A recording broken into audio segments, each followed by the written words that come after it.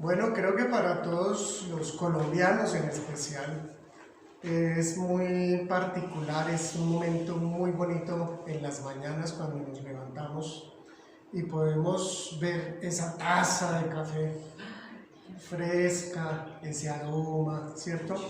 Así como tan rico, como tan que sabe y huele tan bien. Pues esta es una experiencia muy común para todos y cada uno de nosotros.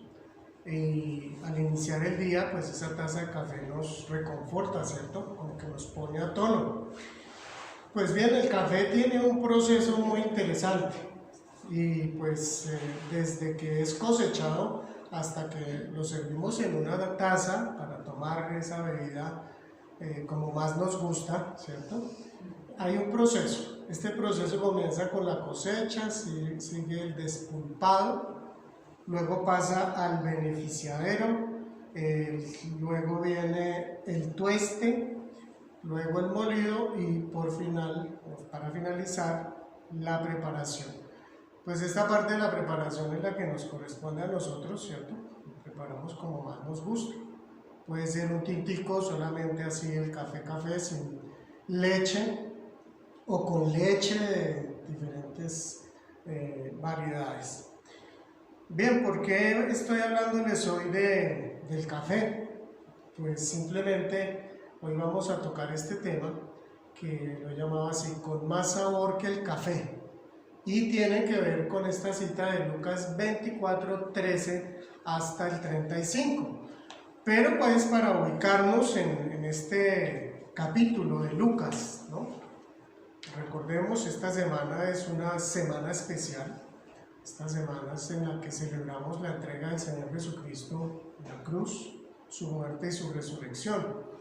Para nosotros ya es algo muy conocido, pues todo lo que sucedió, pero quiero invitarles a que nos pongamos en las sandalias de los discípulos en el momento en que este capítulo 24, este pasaje, se desarrolla.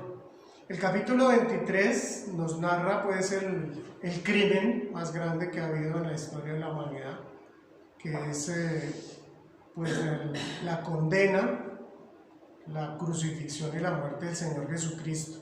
¿Por qué? Porque Él ha sido el único santo, el justo, el único justo, verdaderamente justo, que ha estado sobre esta tierra.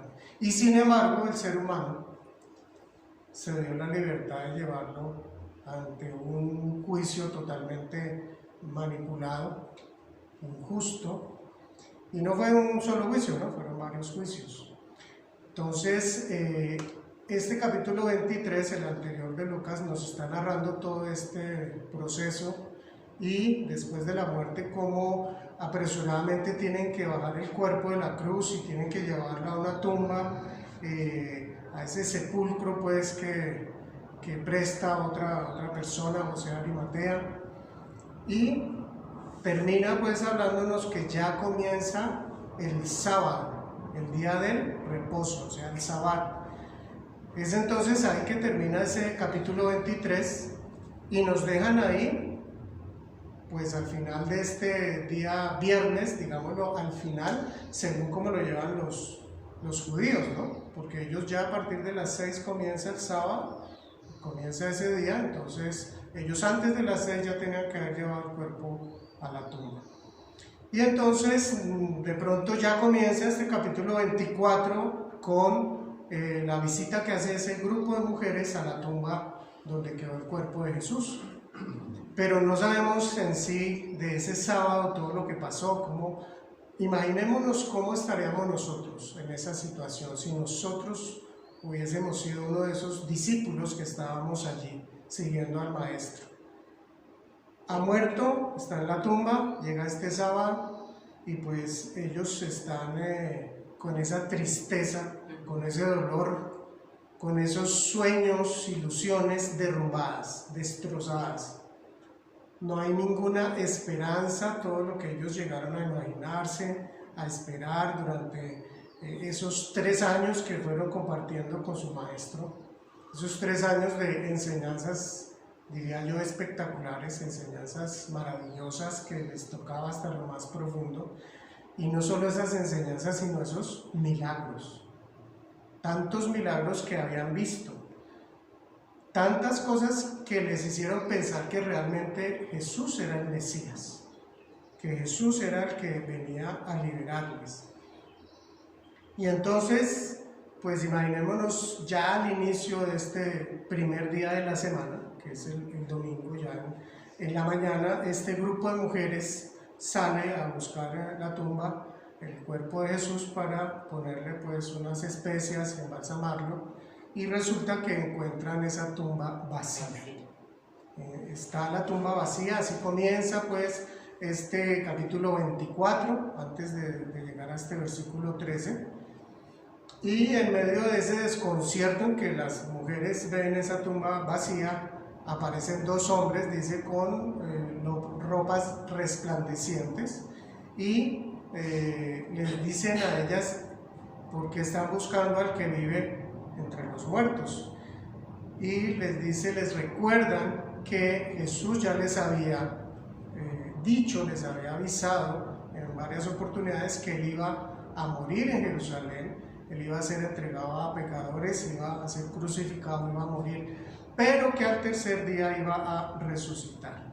Entonces les dice, esto ya se ha cumplido, y ellas pues impactadas, asustadas, en medio de todo pues seguramente felices, pero sorprendidas de esto que les están diciendo estos hombres, salen a avisarle a los discípulos lo que ha sucedido, lo que ellas han encontrado, y lo que estos hombres, que identificamos desde luego que son ángeles, lo que les han dicho. Entonces ellas van rápidamente a hablarle a los discípulos, a sus hermanos en la fe, lo que ha sucedido. ¿Cuál es la reacción de los demás, de los discípulos, cuando reciben esa noticia? Uno diría, no, pues alegría. No, ellos piensan definitivamente, esto es algo descabellado. Dice allí en la NBI, bueno, la Reina Valera dice que tomaron esto como una locura, en la NBI dice que una tontería, o sea, definitivamente eso no podía ser. Eso no podía ser posible. Ellos vieron a su maestro cómo murió, cómo tuvieron que bajarlo, después llevarlo a la tumba. Y los únicos que se arriesgan a salir son Pedro y Juan, salen corriendo, llegan. ¿Por qué se arriesgan? Porque podían de pronto detenerlos y correr la misma suerte que había ocurrido su maestro. Ellos encuentran entonces todo como las mujeres les habían dicho, y regresan. Y entonces dice que regresan extrañados.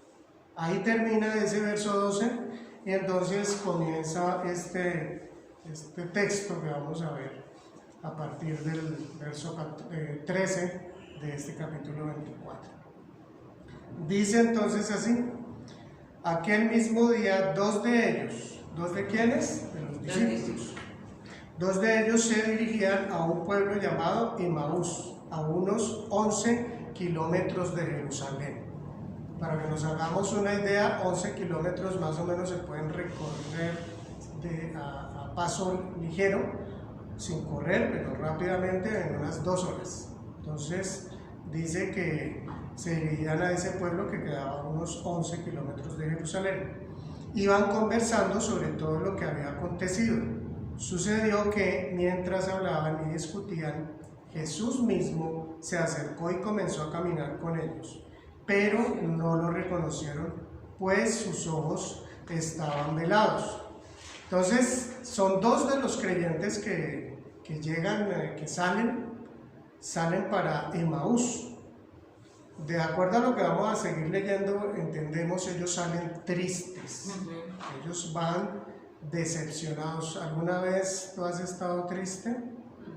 ¿Decepcionado o decepcionada? Yo creo que si hiciéramos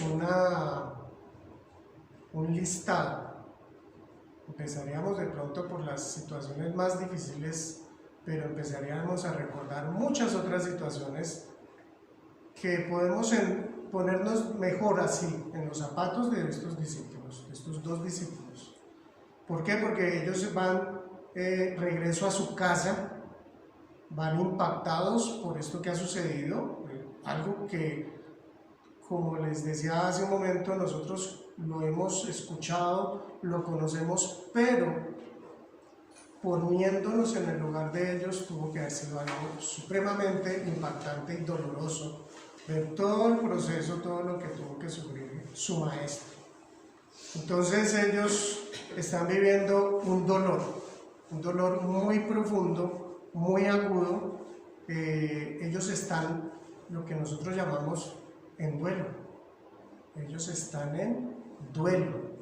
¿Por qué? Porque ha muerto su maestro, se lo han matado, se lo han asesinado injustamente.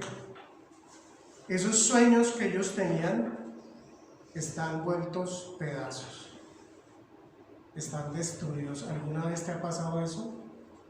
Yo creo que más de una vez. Hemos llegado a hacer planes, a ver que esto por donde nosotros vamos va bien y nos va a llevar a tal lugar, y resulta que de pronto todo al piso. Y esto es lo que están viviendo los discípulos. Todas sus esperanzas que tenían hasta ese momento se han perdido. Entonces ellos van por ese camino. Y nos dice que entonces mientras hablaban, ¿no?, se acerca a Jesús, pero ellos no lo identifican. Miremos la siguiente imagen que nos ayuda a tener una idea de lo que está pasando. Y entonces pues Jesús llega, digámoslo así, como un extraño, y es Él el que se les acerca. Tengamos eso presente, porque es que esta situación nos recuerda a muchas otras situaciones en las que Dios es el que toma la iniciativa. Dios es el que se acerca al ser humano, y en este caso es lo que Jesús está haciendo. Continuamos entonces con la lectura. Dice así: aquel mismo día, 2 de ellos se dirigían a un pueblo llamado Emaús. Perdón, esta parte ya la leemos, entonces seguimos con el texto 16. No, devuélvelo un poquitito porque es que era el verso 16 y 17 lo que nos... Eso, listo, ya, ahí. Pero no lo reconocieron, pues sus ojos estaban velados. ¿Qué vienen discutiendo por el camino?, les preguntó. Se detuvieron como cabizbajos. Esto también ya entonces nos dice cuál era el estado de ánimo de ellos. Ellos van caminando hacia Emaús, pero van tristes, van derrotados. Y Jesús pues les hace esa primera pregunta. Este extraño pues por lo visto está desinformado, ¿no? Porque él les está preguntando, bueno, ¿qué vienen discutiendo ustedes por el camino?, ¿no? Esa es la primera pregunta. Seguramente ellos inmediatamente se miran uno al otro y se sorprenden y dicen, bueno, ¿cómo es posible que este vecino que acaba de aparecer, o este extraño más bien, no sepa lo que ha sucedido? No tiene ni idea. Diríamos hoy, no sacó su celular, no miró las redes sociales, el WhatsApp, el YouTube, no miró las noticias, no tiene idea de lo que está pasando. Entonces ellos pues ya se hacen una idea. ¿Qué sucede entonces? Verso 18 en adelante dice: y uno de ellos, llamado Cleofás, le dijo: ¿eres tú el único peregrino de Jerusalén que no se ha enterado de todo lo que ha pasado recientemente? ¿No te das cuenta? Estás desubicado, estás fuera de foco. Entonces pues ya ellos tienen ese concepto. Y el encine es: ¿qué es lo que ha pasado?, les pregunta Jesús. Entonces la segunda pregunta ratifica lo que ellos ya han pensado, lo que ellos ya han sospechado, ¿cierto? Y entonces, ¿qué le responden ellos? Vamos a ver qué le responden. Dice: lo de Jesús de Nazaret, le contestan, y le explican. O sea, este señor no tiene ni idea. Entonces expliquémosle bien quién era Jesús. Jesús era una persona de Nazaret. Le da esa información a este extraño. Era un profeta, poderoso en obras y en palabras delante de Dios y de todo el pueblo. Los jefes de los sacerdotes y nuestros gobernantes lo entregaron para ser condenado a muerte y lo crucificaron. Fijémonos que ellos están hablando en pasado. Están hablando en pasado. ¿Quién era Jesús? Era de Nazaret y era un profeta. ¿Tenían la razón o no? ¿Jesús era profeta? Sí, claro, desde luego que sí era profeta, pero se quedaban cortos, ¿no?, al decir eso. Y además dice, poderoso en obras y en palabras. ¿Qué estaba diciendo aquí con esto? Que Jesús era un muy excelente maestro, poderoso en palabras, pero en obras, ¿qué quería decir eso? Milagros, muy bien. Entonces, era poderoso, hacía milagros sorprendentes, y entonces dice que esto era delante de Dios y de todo el pueblo, no era algo por allá oculto, era algo que muchos podían ratificar y afirmar esto que ellos estaban diciendo. Pero entonces ellos aclaran quiénes fueron los responsables de lo que sucedió. Ellos lo tenían muy claro. Los jefes de los sacerdotes y nuestros gobernantes lo entregaron para ser condenado a muerte y lo crucificaron. Así que ellos tienen bien claro quiénes han sido los responsables de ese asesinato. Continuamos entonces con el verso 21. Dice: pero nosotros abrigábamos la esperanza de que era Él quien redimiría a Israel. Es más, ya hace 3 días que sucedió todo esto. También algunas mujeres de nuestro grupo nos dejaron asombrados. Esta mañana muy temprano fueron al sepulcro, pero no hallaron su cuerpo. Cuando volvieron nos contaron que se les habían aparecido unos ángeles, quienes les dijeron que Él está vivo. Algunos de nuestros compañeros fueron después al sepulcro y lo encontraron tal como habían dicho las mujeres, pero a Él no lo vieron. Entonces aquí nosotros nos hacemos una idea de en qué momento es que ellos deciden salir, ¿no? En qué momento es que ellos deciden dejar ya el grupo con el que ellos han estado este tiempo tan difícil. Fijémonos que ellos comienzan diciendo: pero nosotros abrigábamos la esperanza de que era Él quien redimiría a Israel. Yo quiero invitarles a que ustedes piensen en su propia vida. ¿Cuántas veces tú has esperado que Dios obre de una manera, pero resulta que eso no sucede? Y es lo que ellos están diciendo en este momento, de algo muy importante para ellos. Piensa en algo muy importante para ti, que ha sucedido algo diferente a lo que tú esperabas. ¿Por qué? Porque aquí está diciendo: nosotros abrigamos la esperanza de que, coloca ahí esa esperanza que tú has tenido. Y seguro que tocaría empezar a hacer un listado significativo de cosas importantes, donde lo que Dios ha hecho, o lo que Dios más bien ha permitido, es algo opuesto o algo diferente a lo que nosotros estábamos esperando.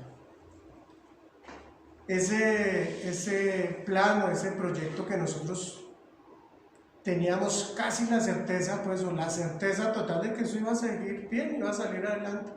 En este caso, por eso los discípulos dicen de esta manera: habíamos abrigado la esperanza de que era Él quien redimiría a Israel. Ahí hay una palabra muy interesante y es redimir. No pensemos que ellos estaban en ese momento con la idea en su mente como la que nosotros tenemos en nuestra mente hoy en día, de que es redimir, ¿no? Para el judío, ese Mesías que los iba a redimir era ¿quién? Era ese personaje que iba a venir con poder y los iba a liberar de la esclavitud, del yugo del Imperio Romano en este caso. Ese era el Mesías que ellos estaban esperando. Fijémonos también que ellos, de acuerdo a lo que nos muestran aquí más adelante, cuenta lo que dijeron las mujeres. Ellos fueron testigos, pero además también hablan de lo que hicieron Juan y Pedro. Dice que algunos de nuestros compañeros, ahí en el 24, fueron también a ver el cuerpo. O sea que ellos fueron testigos de esas dos situaciones antes de tomar la decisión de lo que diríamos hoy en día, apague y vámonos. Ya aquí ya no hay más que hacer, ya esto está todo perdido, ya vámonos para la casa, ya. No hay nada más que esperar. Y deciden entonces hacer ¿qué? Regresar pues a su vida anterior, su vida que tuvieron antes de conocer a Jesús. ¿Cuántas veces entonces nos ha pasado algo parecido? Esa pareja hermosa que conocimos de pronto, y hablo yo en un caso particular, que yo decía, definitivamente esta pareja es, mi hermana, cuando se casó, es la mejor pareja que puede haber. Y terminaron mal, terminaron pues separándose. De pronto ese hijo que uno espera que tome la mejor decisión, y resulta que no es así. O ese amigo, o ese familiar que tanto quiere uno. Ese empleo, o ese trabajo, o esa empresa que nos va a ayudar a salir de esta situación económica apretada y difícil. Entonces, así como dicen aquí los discípulos, nosotros abrigábamos la esperanza de que, y de pronto, todo se cae al piso. Entonces ellos van con este dolor, con esta derrota en sus hombros, en su mente, totalmente. Bueno, ¿qué sigue entonces después de este encuentro inesperado? Pasamos ya a la segunda parte, que es esta segunda parte llamada así, el aprendizaje insospechado. En medio de esa situación tan difícil que ellos están pasando, mire cómo les responde Jesús, ¿no? Claro, en este momento para ellos es extraño. Mire lo que les dice, es extraño. ¿Qué torpes son ustedes? Les dijo. ¿Y qué tardos de corazón para creer todo lo que han dicho los profetas? ¿Acaso no tenía que sufrir el Cristo estas cosas antes de entrar en su gloria? Entonces, comenzando por Moisés y por todos los profetas, les explicó lo que se refería a él en todas las escrituras. Así que entonces aquí viene ese aprendizaje insospechado. Ellos no se lo esperaban, porque esta persona que no sabía, como diríamos hoy, ni dónde estaba parada, no tenía ni idea de semejante situación tan grave que había sucedido en Jerusalén, y ahora entonces, como se dice, les voltea la torta y les dice de esta manera. Para nosotros creo que sería un poco como fuerte, ¿no? ¿Qué torpes son ustedes? ¿Y qué tardos de corazón para creer todo lo que han dicho los profetas? Aquí llama la atención que Jesús no les dice para creer algunas de las cosas que han dicho los profetas. Todo lo que han dicho los profetas. ¿Nosotros conocemos todo lo que han dicho los profetas? Eso sería una buena pregunta y una buena motivación, porque al parecer en esta parte Jesús les llama la atención precisamente en ese aspecto. Ellos no conocían, ellos eran judíos, habían estado con su maestro pues un buen tiempo, podríamos decir 2 años, y ellos, a pesar de que las mujeres habían dicho lo que, y si vamos un poquito más hacia atrás, a pesar de que Jesús ya les había dicho en 3 oportunidades a lo que él iba a Jerusalén. Después las mujeres dicen lo que ellas han dicho, y después llegan Pedro y Juan y dicen eso, aunque ellos por lo visto no estaban tampoco muy convencidos, pero el llamado de atención de Jesús es claro, y les dice: ustedes deben de conocer que el Mesías, el Cristo, debía de sufrir estas cosas antes de entrar en su gloria, en la gloria del Padre. Y es ahí donde comienza esta clase espectacular. Es una clase pues súper... ¿Se imaginan ustedes tener de maestro a Jesús ahí enseñándole a uno todo el tema de las profecías acerca de él mismo, del Antiguo Testamento? ¿Se imaginan lo que sería eso? Cuando estemos allá en el cielo seguramente les pediremos a a Cleofas y a este otro personaje que no dice cómo se llama, qué fue lo que Jesús les enseñó, ¿cierto? O podríamos empezar a mirar y estudiar con más esmero la palabra del Señor. Yo creo que eso sería lo mejor. Así que ese curso acelerado de profecía mesiánica del Antiguo Testamento que Jesús les empieza a dar aquí en este momento, pues a ellos ya les está impactando, empezando pues a impactar en sus vidas. Bien, entonces continuemos pues con el texto. Dice así: al acercarse al pueblo a donde se dirigían, Jesús hizo como que iba más lejos, pero ellos insistieron: quédate con nosotros, que está atardeciendo, ya es casi de noche. Así que entró para quedarse con ellos. Aquí entonces ya, por lo visto, Jesús está terminando, ya por lo visto termina su clase. Podemos entonces imaginarnos una clase acelerada de unas 2 horas, ¿no? Más o menos. Si ellos iban pues rápido, o de pronto unas 2 horas y media, habrán aprendido bastantes cosas. Entonces ellos lo invitan a pasar, y es una forma que nosotros podemos entender. Nos ha impactado su enseñanza, Señor extraño. Nos ha impactado mucho lo que usted nos ha enseñado, nos gustó, nos gustaría que se quedara con nosotros. Pues ya miren que está oscuro, quédese con nosotros y pues de paso charlamos otro ratico. Entonces esos 2 discípulos están impactados por estas enseñanzas que Jesús les ha dado. Y entonces ellos ya empiezan a entender realmente lo que las escrituras, las profecías hablaban de Jesús, de esta parte que por lo visto los judíos no solo tenían bastante olvidada, sino siguen teniendo, porque para los judíos en general el Mesías no tenía por qué sufrir, pero eso indica básicamente que muchas veces nos gusta escuchar lo que nos gusta escuchar, y lo que no lo hacemos a un ladito y lo olvidamos, y resulta que así no es con Dios. A Dios hay que escuchar completito lo que Él nos quiere decir.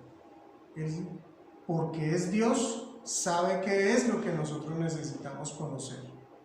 Él sabe lo que nosotros necesitamos conocer. Así que ellos, en medio de esos dolores, de ese dolor profundo, de esa frustración tan grande que llevan, de esas decepciones que ellos han tenido en esos últimos días, ellos entonces están aprendiendo y están comprendiendo por fin lo que estaba sucediendo, que era esto. Entonces aquí la palabra de Dios, la palabra que el Señor Jesús está trayendo a la memoria de ellos, pues el Espíritu Santo les está hablando, y es lo que nosotros necesitamos cuando estamos en esos momentos de decepción, de dolor, de tristeza, de amargura, de rabia. Necesitamos acercarnos a la palabra de Dios y permitir que el Espíritu Santo obre en nosotros, nos hable. Y bueno, aquí viene entonces ya la última parte, y es el giro de 180 grados. Aquí viene el giro de 180 grados. ¿Por qué? Porque si bien ya ellos habían entendido varias cosas y ya Jesús se queda con ellos, ellos todavía no lo han identificado. ¿Qué sucede? Dice así: luego, estando con ellos a la mesa, tomó el pan, lo bendijo, lo partió y se lo dio. Entonces se les abrieron los ojos y lo reconocieron. Miremos la siguiente imagen, por favor. Entonces Jesús, que acepta pasar ese tiempo con ellos, entra a la casa y ya en la mesa entonces hace algo. El texto no es claro al decirnos cómo o por qué identificaron a Jesús, qué fue lo que ellos vieron. Algunos han dicho seguramente la forma de partir el pan. Ellos habían visto a su maestro en la cena del Señor. Seguramente tenía una forma particular de partir el pan. pero fíjense que dice que no solamente lo partió, sino que lo bendijo antes de partirlo y entonces se lo entregó. Otros dicen, muy seguramente en el momento de entregar el pan, ellos vieron las huellas de los clavos. Y esto seguramente fue lo que les dijo exactamente que era Jesús. Entonces en este momento no solamente han entendido lo que dicen las Escrituras acerca de Jesús, acerca del Mesías, que tenía que pasar por todo esto, ya no solamente eso, sino que en este instante en que ellos reconocen a Jesús, caen en cuenta que ellos han estado esas 3 horas, cerca de 3 horas, compartiendo con Jesús resucitado. Ese extraño que vieron desde el comienzo era Jesús resucitado. Esta narración es bien interesante porque es la única que explica varios detalles de una de las varias apariciones que hizo Jesús. Al parecer ya resucitado, esta es la segunda aparición que hace Jesús. Entonces, ya todo ese sufrimiento, todo ese dolor, toda esa amargura, ya ellos veían, valió la pena. Esto cambia totalmente la realidad de estos 2 discípulos. Entonces miremos qué más nos dice este texto de este giro de 180 grados. Dice luego, estando con ellos a la mesa, esa parte ya la leímos, pero él desapareció. Se decían el uno al otro, ¿no ardía nuestro corazón mientras conversaba con nosotros en el camino y nos explicaba las Escrituras? Ya ellos entonces están conscientes de que Él era Jesús, ya desapareció, pero bueno, no está, pero ya esto que ha sucedido, esto es lo más maravilloso, lo más grande que nos pudo haber pasado. Todo este sufrimiento y dolor y amargura ya desaparece, ya cobra sentido, todo empieza a encajar y el corazón de ellos pues se llena de un gozo, de una alegría inmensa. Y ya todo es distinto a partir de ese momento. Ya todo cambia. Ya ellos no son esas personas derrotadas que veíamos desde el inicio de este texto. Esa decepción ya no está en ellos. Y entonces ahora son personas transformadas. Ya van realmente en victoria. Muy bien, miremos ya la última parte del texto que nos dice. Dice así: al instante se pusieron en camino y regresaron a Jerusalén. O sea, hay un giro de 180 grados, no solo en su interior, sino también en la parte real, en la parte pues geográfica, por decirlo así. Ellos se dan media vuelta y se devuelven pues a Jerusalén. Allí encontraron a los 11 y a los que estaban reunidos con ellos. Es cierto, decían, el Señor ha resucitado y se le ha aparecido a Simón. Los 2 por su parte contaron lo que les había sucedido en el camino y cómo habían reconocido a Jesús cuando partió el pan.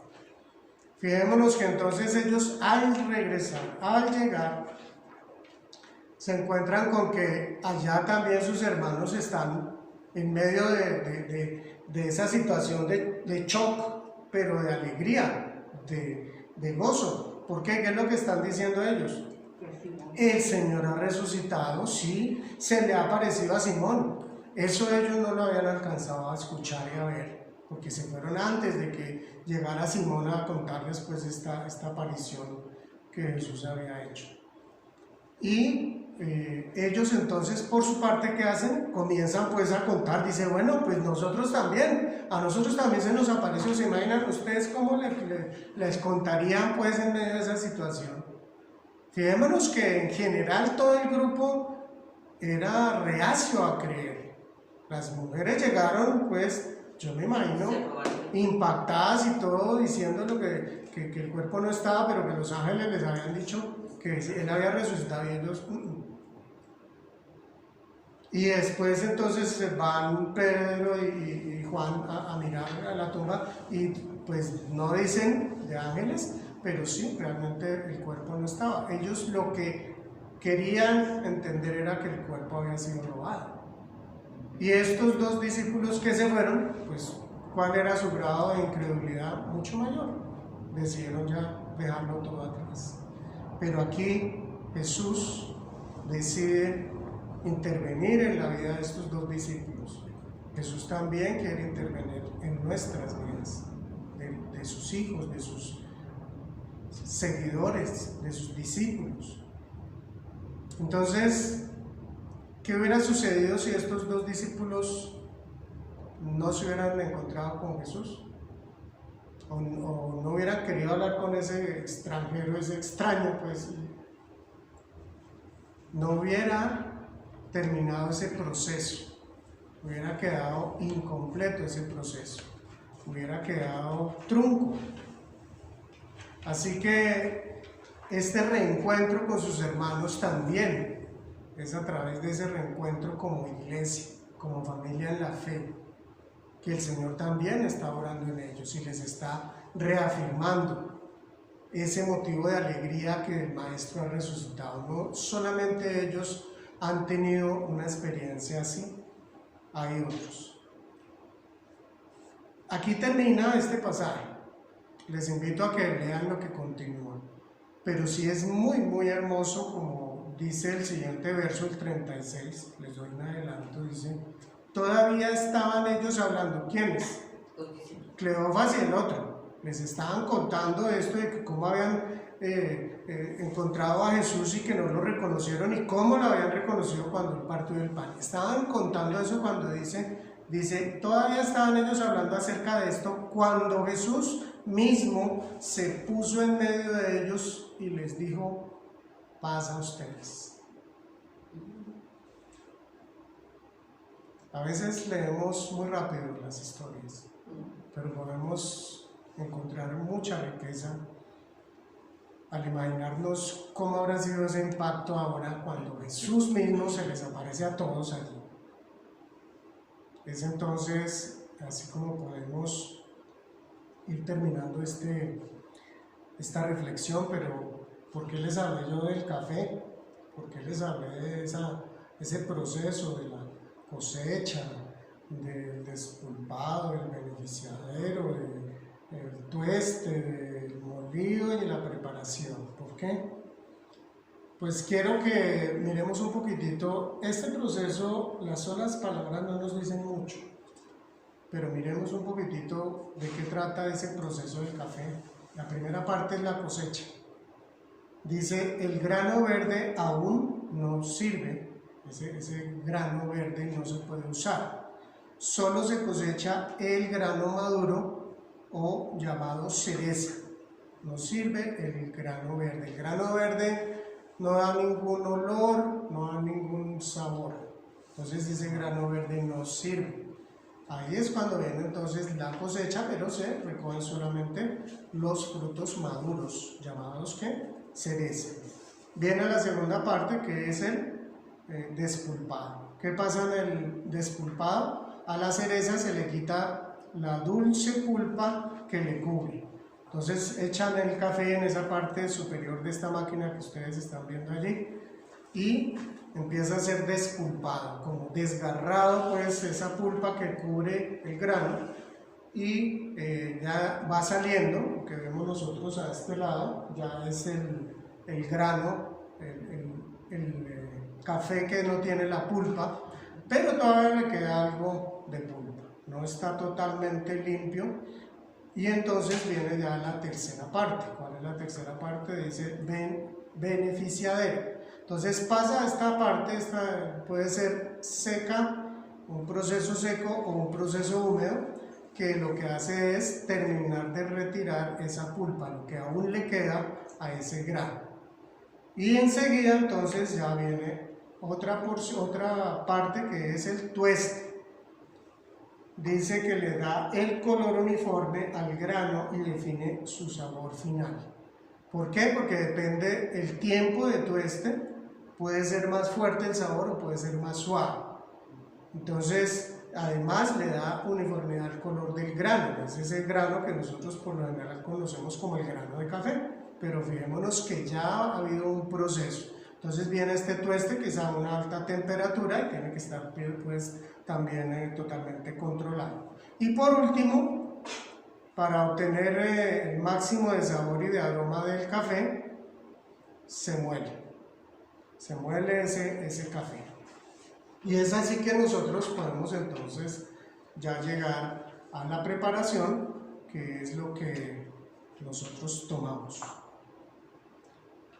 Fijémonos en los últimos dos pasos. Los últimos dos pasos de este proceso, que es el tueste y el molido, son los que son más profundos. Si bien el comienzo también es significativo, ¿no? Cuando comienza a quitársele la pulpa, se va desgarrando pues esa parte externa. Pensemos en nosotros. A veces los cristianos nos quedamos en una parte de ese proceso. De pronto nos quedamos solamente en la parte como grano verde, donde no hay ningún tipo de sabor ni de aroma. En esta fase entonces realmente si nos estancamos pues es porque nosotros lo hemos decidido. Dios quiere acompañarnos en ese proceso. Dios quiere acompañarnos en un proceso en el que nosotros vayamos creciendo y madurando. ¿Hasta qué punto? Hasta el punto en que nosotros emitamos ese olor fragante, ese sabor grato para Dios, hasta el punto en que nosotros seamos útiles para ese plan de Dios. Miremos este texto ya para concluir, Efesios 5:2, que dice: vivan una vida llena de amor, siguiendo el ejemplo de Cristo. Él nos amó y se ofreció a sí mismo como sacrificio por nosotros, como aroma agradable a Dios. Así como el café es procesado y es llevado a ese proceso y llega hasta la última parte en que es tostado y molido, todo esto sucede con varios granos. Asimismo nosotros necesitamos estar como familia, como iglesia, como grupo de fe, como hijos de Dios. Nosotros no queremos a veces sufrir situaciones duras. Creo que es lo más natural en los seres humanos. Pero no nos sorprendamos. Fijémonos cuál fue el ejemplo que nos dio nuestro Señor Jesucristo. Él aceptó lo que el Padre le había dicho que debía hacer, y Él lo hizo, incluso teniendo que sufrir.